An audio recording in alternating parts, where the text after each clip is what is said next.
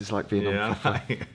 You could see a... Morning team, we're up and on it with the superstar himself, Matt Pink. How are we? In pink. I made it this time. No accidents on the motorway today. Yeah, and if anyone remembers our last time that we caught up, I was all by myself for quite a while because poor Matt got delayed on the way here, but we are in Baddow Park, Essex at the Zone 1 Health Studio, which I love, where I hang out most of the time. And just before we get stuck into it, just a reminder, on Friday, I'll be interviewing Emma Prideaux here as well. Emma, who's part of the Zone 1 team, went from a non-runner in her 40s to be on track at 47 to be the fastest ever age-rated marathon runner in the UK. Doesn't drink. Amazing. Neither does Rosa. Doesn't drink. No surprise. Christian Daly runs the whole thing. Don't really drink, to be fair. Very, very, very rarely, because we get results. Cool. Team, all right, so welcome, Matt. Thank you, mate. Nice to be here. What a place. It's cool, unbelievable. Yeah, unbelievable. When you drive up to it, it's like magical, isn't it? Yeah. Windy road, I put a little story up before. Unbelievable. And you get here and it's just like so clean, so well set up. I can't wait to have a little go. Yeah. So when this is done, we're going to go and pump some irons, as it were. But your shoulder's a bit dodgy. Yeah, I've done my shoulder in, but I'm going to give something a go. Do your legs, right? Do something, Don't yeah. stop doing your legs. All right, so we'll get on the racks after this. But the reason we wanted to catch up today, Matt's got the first ever, we're calling it the first ever. We're claiming it, right? The first ever no booze cruise down the Thames on the 18th of September. 18th September, perfect day as well. It's going to be beautiful weather, apparently. Is that right? Yeah, best time of the year. Yeah, I love it. And what's the timings on it again? So it 1 o'clock, 1 till 4 p.m, Saturday afternoon, leaves from Temple. Anyone who knows London, Temple's kind of like in around the London Eye area, and it goes down to Battersea, and then it comes back and goes past the London Eye area and goes up to Tower Bridge, and then comes back. So it disembarks from Temple as well. So it's a 3-hour, no booze cruise, 3 drinks included in the ticket price. Is that 1, 2, 3 drinks? 1, 2, 3 drinks. Right, yeah. And yeah, it's just going to be amazing. The idea of it is kind of, a lot of people have said you should do something, you should get people together, and it's been ongoing. But as we all know, like the government keep putting the restrictions in, it keeps moving back and back and back. So in the end, I thought, you know what, I'm going to commit to something in September. Yeah. I think we'll be all right by then. I hope we'll be all right by then. And if not, we're on a boat anyway, so we can't do too much damage. So that's the idea of it, and it's going to be great to just get everyone together, all the Better Life Guide crew, all your crew, all the sober crew, anyone who's sober curious. Just to have a nice chat, bit of connection, see the sights, a beautiful day.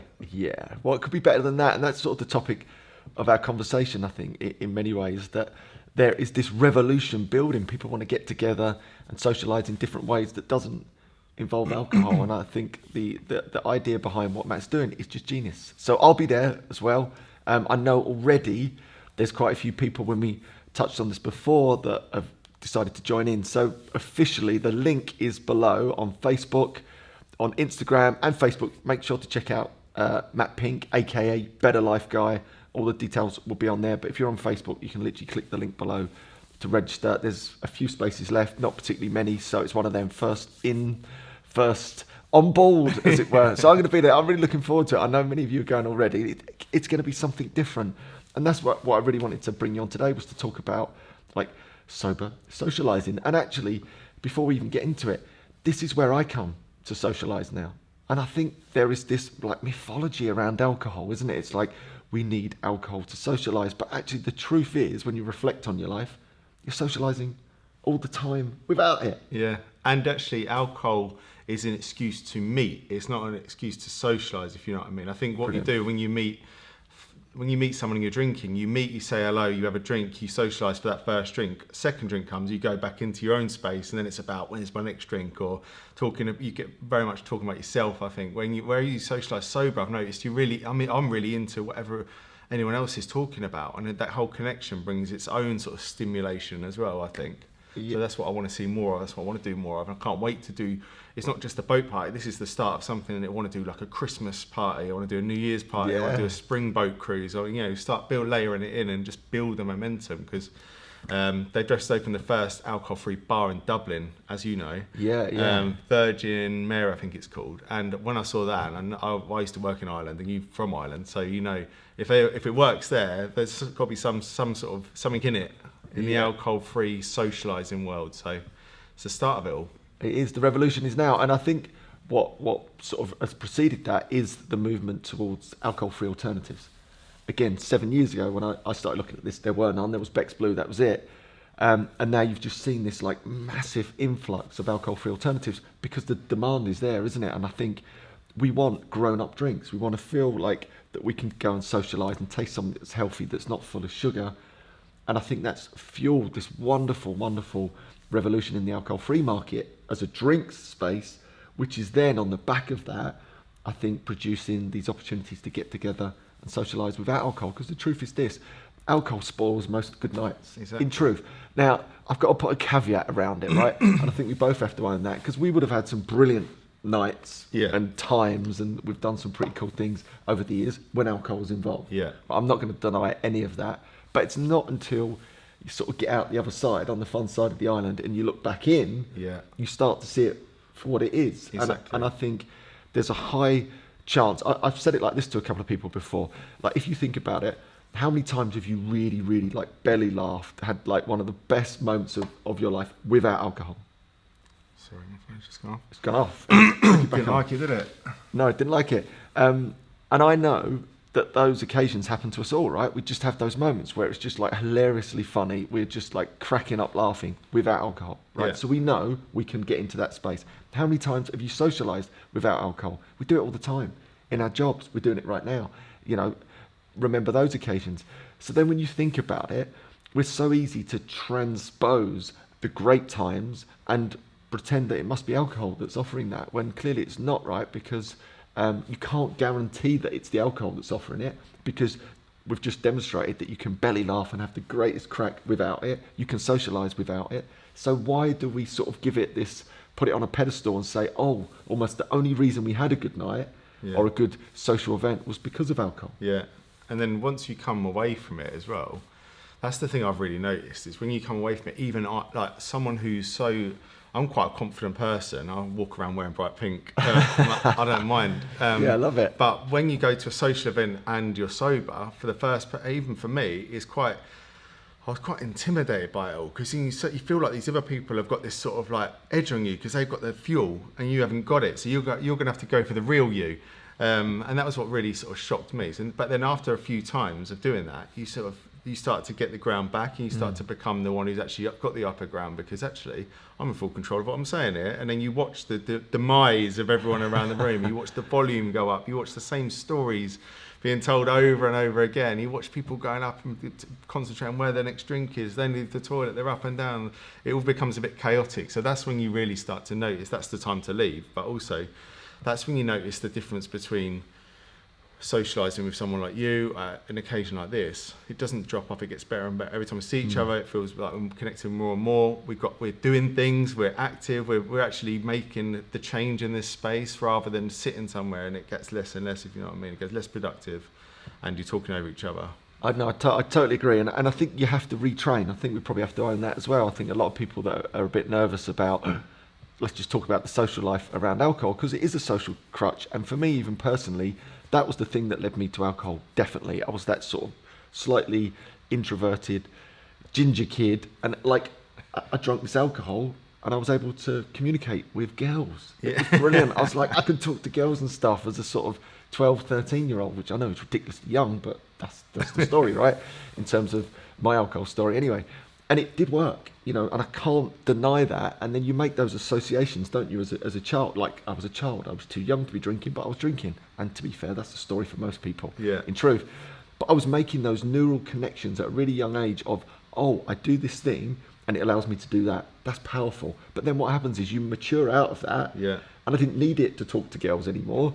But I've made that a concrete association. So what do? I just keep replaying that loop over and over again, over and over again. And then you wake up mid-30s married and going, why am I doing that? Yeah. I don't need that to socialise anymore. But what I had to do was retrain. Because I'd spent from the age 13 to 35-ish at that point, just behaving in a certain way socially. So I had to retrain. And like you said, it took a little while to get into the groove of it. But then you're like totally empowered, because you can hold a conversation with anyone, anywhere. Yeah. You can go proper deep with someone and own every bit of it. Yeah. As opposed to that sort of fake friends, right? Who remembers? Who's had this? And I bet you've had this. one of those fake friends. You know when you meet a friend whilst drinking? Yeah, yeah. And they are literally your best friend ever. Yeah. They're like your best friend ever. Yeah, You're yeah. like, oh my God, this is like the greatest person I've ever met in my life. And then you meet them the next day. Yeah. And it's like, Yeah.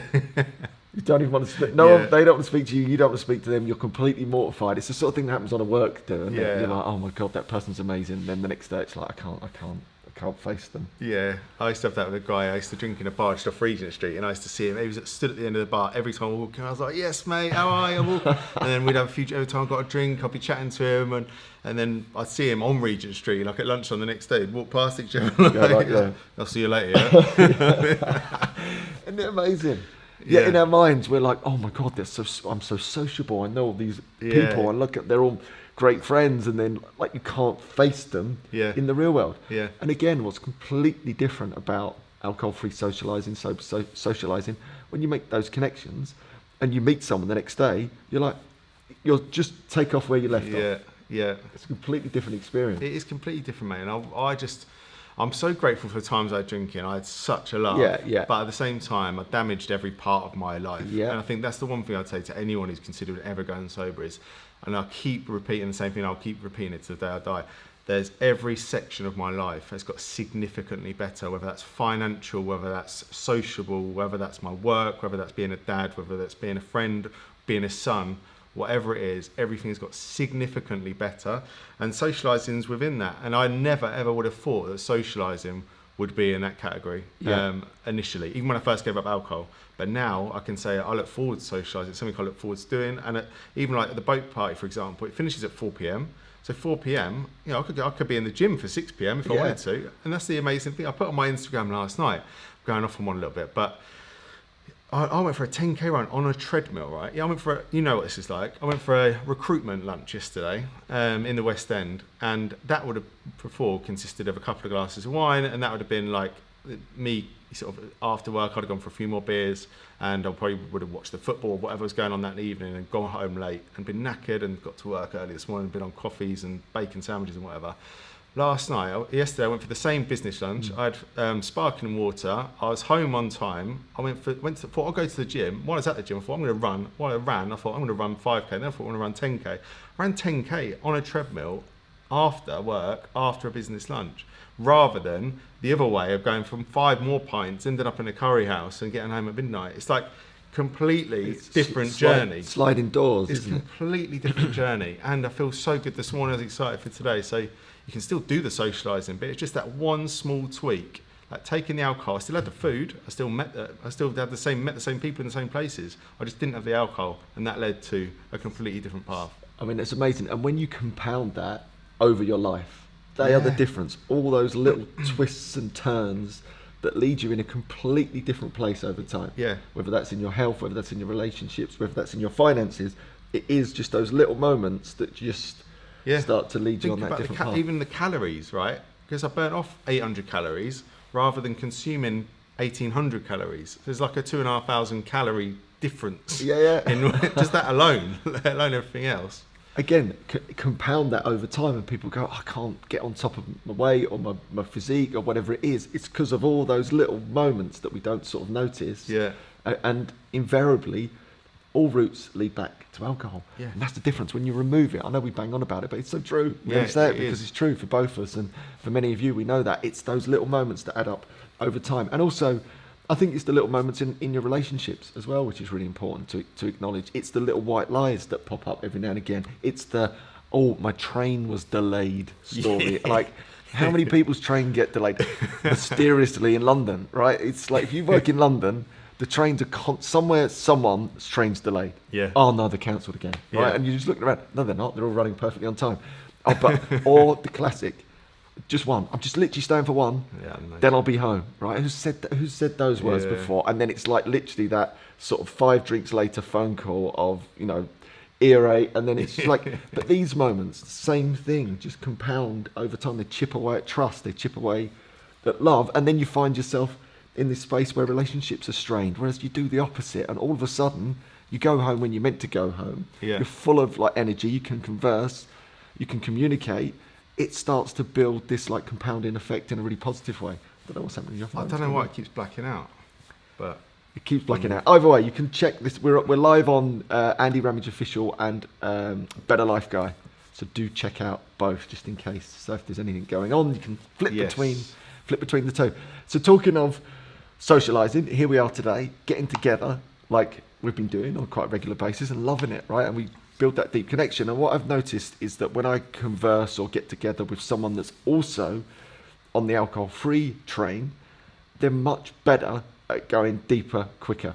Do you know what I mean? Yeah. It gets there's a superficial layer that I spent 10 years in, and I just found it was like eating social cardboard. Yeah. Do you know what I mean? It was just like, oh really? We're going to talk about football again. We're going to talk about work again. Someone's going to talk about girls again. Yeah. It's like, is that it? Is that all we've got? Do you know what I mean? Like night after night. Then the other people are going to chip in and go, I hate this person. I hate my job.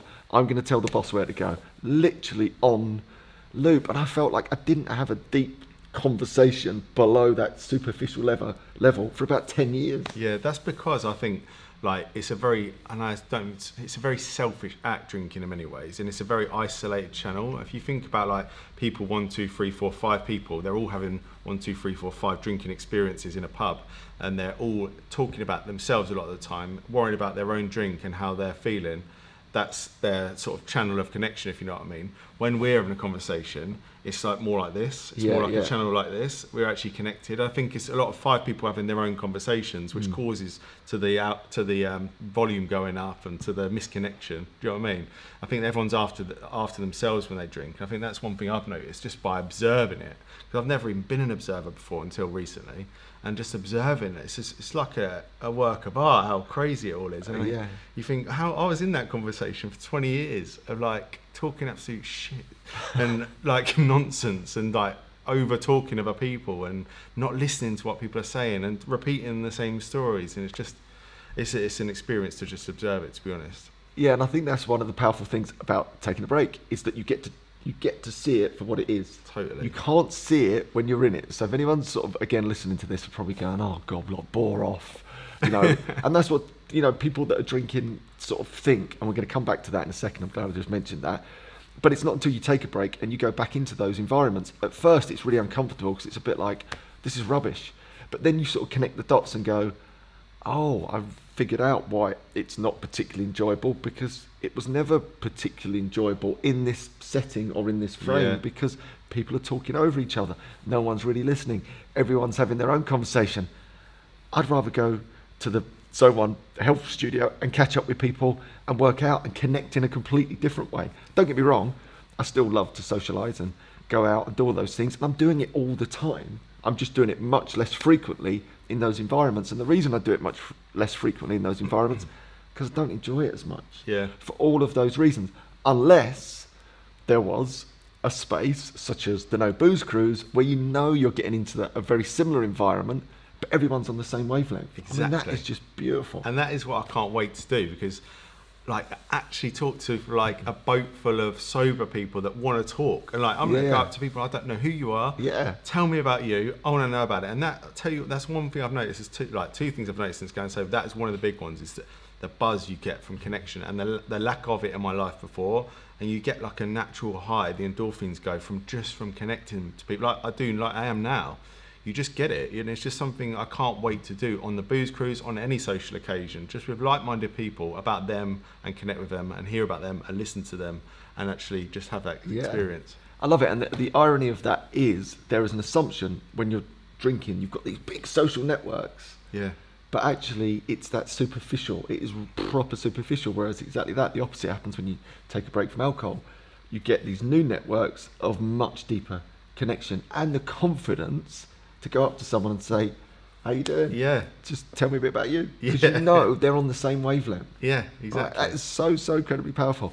And something I just mentioned a minute ago, I wanted to come back to, the classic line, and I think we've got to talk about this, is basically, I think this is the drinker's last stand, is the boring tag, right? And that really is that's aimed at the sort of socialising or the social aspect of not drinking. So I think it's a topic that we talk about that. But that was the line, I must admit, that tripped me up the most. That would hurt me, right? If someone said to me, oh, you're so boring. It was the only thing they could say. Yeah. It was that they couldn't say, not drinking is bad for your health, because Yeah. it's not. Oh, it's stealing all your time. No, they had nothing. There's Yeah. nothing they can say apart from bore off. Yeah. You're boring. And that used to hurt me to the point that I would then end up drinking very often just to prove them wrong. I'll show you bloody boring. Yeah. And I'm like, why am I doing that? Yeah. Yeah, I don't know. Exactly. To be honest, I was the one calling people boring. Yeah, and for a I've done that before. time, and I've looked back and think, God, people that would that have health reasons that aren't drinking, I'll be like, don't bother coming. There's no point you coming then. Like, be really dismissive of it. And I think look back and think, God, it's so harsh, and that shows that only reflects on where I was at and my own problems. So it doesn't reflect on anywhere else. So I think that's the thing, isn't it? And that's what ultimately we want to help people. We want to open the people's eyes. I want people like me and you that are actually good lads, that are a laugh, have something about them, to sort of stand up and go, do you know what? We're the life and soul of the party, but we don't drink. And sort of that might catch the attention of people that are in that situation where they are desperate. Because ultimately, if they're saying you're boring, they're the one who needs a bit of help. So hopefully we can sort of open their eyes to this world that exists. Because I certainly didn't know this world existed. I thought it was a boring world. I thought it was full of drivers. Pregnant people. Drivers and pregnant people, that's it, and proper boring people. I know, and that is what's really special, even about, and if you don't follow Matt, Better Life Guy on Instagram, Facebook, do, because it's just bright, it's out there, right? From the bright pink top to Matt's name. But I love that, because it's actually saying, like, we're probably standing up and going, hold on a minute, we're having loads of fun, by the way, on the fun side of the island. We are like, people are cracking up. I was here yesterday, training, my wife, one of my daughters was here training with Emma and Rosa over at Zone 1, and the laughter that was coming from that group was just amazing. It was just constant. They were working out, they were like training together, but constantly the banter and the laughter. And I just thought to myself, that is so beautiful when you see things like that, that's completely removed from, so this sort of boring tag that's sort of stuck on 21 that doesn't drink is total bullshit. Yeah. But the truth is this, and you said something that's really important, and I've got to own that as well. I was that person for a while. I was the person saying you're boring. Yeah. So I think it's not to vilify people that label you with boring. They just don't get it. It's just where they're at. And I think, like you said, all we can do, all of us can do, is be those beacons in our networks. Show up, have the banter, have the crack, look amazing, feel amazing, smile. And that in itself is so incredibly powerful, because it sort of shocks people at the system. I clearly remember going out one night and a guy came along when I was broken, and he didn't drink, and he was the funniest guy in the room. He had all the banter, all the crack, he was totally involved. And I remember at the time that completely blew my mind a bit. I was like, that didn't make sense to me. I was like, how could he possibly come along, be funnier than everyone else, have more banter than everyone else, and not drink? Yeah. And I know that for me, it wasn't a direct result, but they were the seeds that were started to be sown in my mind of, hold on a minute, something's going on here. So that's my point. Even if you're having this subtle influence on people, you are, just by showing up. And mate, you can't read the label when you're inside the jar. We said this last time. Yeah, this was nice. This is exactly what I'm talking about. Like, people that are saying you're boring are in the jar. They can't read the label. They don't know anything else. And it's the people that have got a leg outside the jar that are intrigued. They're the people that we can get over, get out the jar, if you know what I mean. So it's people, like, when you're stuck in that moment, I was stuck in it for 20 years. I didn't know anything else. And my reaction to anyone who wasn't drinking was, you're boring. So, but I literally didn't know anything else. I think what we're doing now is, it's bright, it's powerful, it's colourful, and it's fun, because it's going to entice more people. It's going to build our team, and it's ultimately going to move that needle we keep talking about. Yeah. I love it. And this is so important that, like, collectively, and this is why I love doing the lives and all the stuff that Matt does and myself, and we'll do loads and loads in this space, because it's just so incredibly important, because all of us are involved. Every single one of us, every single person listening, anyone that's ever taken a break, because your actions matter, and I think it spreads. And that's why I even regards alcohol-free drinks. That's why I like unlimited. I like drinks that look like alcohol-free drinks, because I want to send a message to everyone in the social environment that I'm in, that I'm not drinking, by the way. I don't want a drink that looks like everyone else's drink. I've decided this because I think the beer companies are so smart, right? Don't forget, they're pouring billions of dollars into this. I bet they're thinking, let's make all our alcohol-free drinks look exactly like our other drinks, because they know herd mentality. If you walk into a bar and you haven't got that keen eye, you think, oh, everyone's drinking. But wouldn't it be nice if everyone had a pink bottle of beer That might be Funny an you should extreme. say that. Oh, is that right? Yeah, exactly. Funny you should That's say the that. down the line That plan. is down the line, isn't it? But wouldn't that be great? And it's like, right, I know of that group of, let's just say 100 people, 25% of them are not drinking. Yeah. And I can tell it really quickly because of the drink that they're holding. Yeah, exactly. Love that. Yes. So it's Better got Life legs. beer. Better Life beer. It's got legs. But all of this stuff, why not? We should have more of this. We should have more connection, more get-togethers. And actually, this Friday, I'm getting together with our Mind Body Gym. Yeah. For one of the first times ever, an unofficial, official get-together. In Jan, we're having a Mind Body Gym Jamboree.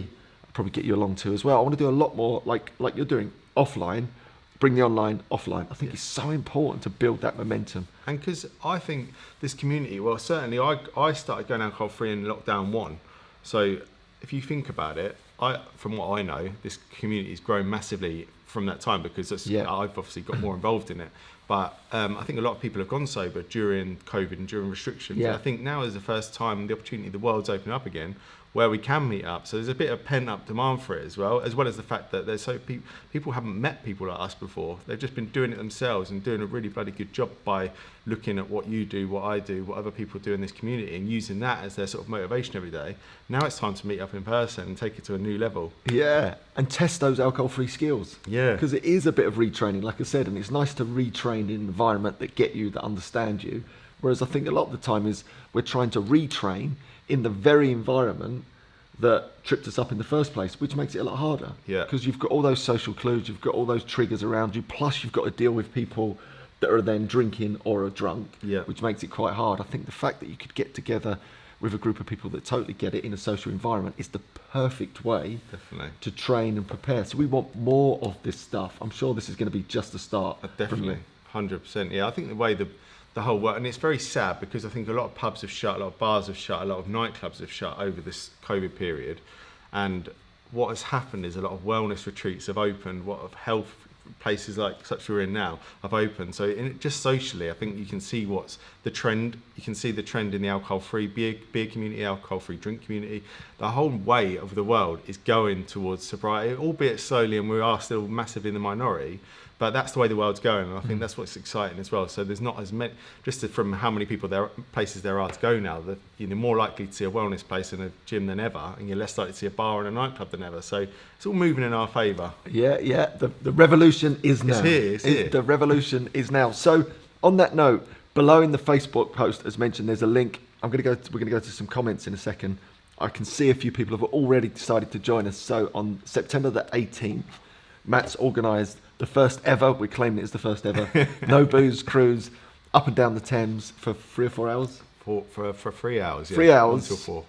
Group of people all on the same alcohol-free train. I just think that would be a beautiful thing. I'm going to go along. There's lots of people that I know already going. I think it would be a brilliant occasion. You can click on the link below in the Facebook, or you can follow Matt and get all the details. Have you got a link in your bio? Yeah. So link in Matt's bio on Instagram, aka Better Life Guy. Sorry, excuse me. And come and join us on the booze cruise. Wouldn't that be cool? I love it. All right, well, let's have a quick look at some comments. I don't know if you want to look. It's Freddie. Let's get on these events, chaps. So that's Freddie Wellies. Freddie Explores. Freddie Wellies. I was just hearing about Freddie Wellies. I was just telling Matt all about Freddie Wellies. Freddie Wellies, if you don't know, they have a brilliant podcast with Sharon Hartley, Over the Influence. They're going to be doing more and more events. Freddie Wellies, I call him Freddie Wellies because he's the fastest ever marathon runner dressed as a fisherman. Wearing wellies. Freddie Wellies, I love it. That's niche. That is proper niche. Yeah. All right, so let's look. Sober social events are so important to help ease new sober people into the social world. Exactly. I think that's a really good point that we just touched upon there, that, you know, at the moment you're trying to retrain in the very environment that you've probably found difficult anyway, depending. Lots of people come to alcohol for different reasons, many of them for a social crutch. So if you're trying to retrain in that environment, it's hard. Like I found that as a broker. Literally, the day I said, right, I'm taking a break, the next day I was out. Yeah. Because I was out a lot. Yeah. So it was hard, but equally it was quite good because I got an opportunity to train really quickly. I didn't have to wait, let's say some people have been waiting a year because of COVID. Yeah.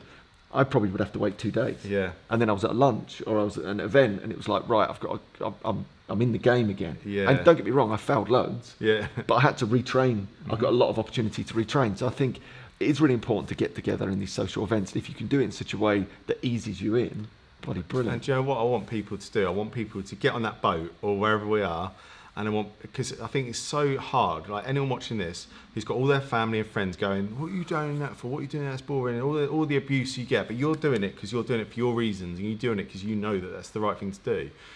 But it's hard doing it on your own. But what I want you to do is get on that boat or meet with us, and the shoulders will drop, your neurology will change, and you'll be like, this is it. This is what it's all about. This is. I can feel it now. And I can see it. I can feel it. I can hear it. I can touch it. That's what it's all about. Yeah, seeing it in real life. I think it's going to be a real point of difference to people rather than virtually. That's the hope. I've got a big question. Will there be sober dancing? I don't think so, mate. Not from me. That's pretty me. I don't know. Not from me. I'll let you go first. That's a new level. Right. Have a little two-step. Sober dancing. Yes. Go on the sober dancing, but there will be music. There'll be music. Yeah, definitely. It's going to be like. It's going to be like, think Cafe Del Mar, Ibiza, nice. sunset, nice chill out music. Yeah. Cruising down around the best city in the world with a couple of old timers. Old timers dancing. It's like a little bit of that dancing going on. I tell you, it's going to happen. I can feel it. There's Daisy. I went to the first sober event last week and was really nervous and felt so empowered once I've done it. Come on, Daisy. Go on, Daisy. Where was that, Daisy? Let us know so we can give them a little shout. We can give them a little shout. We should have been there. Neddy's just bought my tickets for the cruise. Yes, Beautiful Neddy. Neddy's lovely as well. It'd be so nice to catch up with Neddy.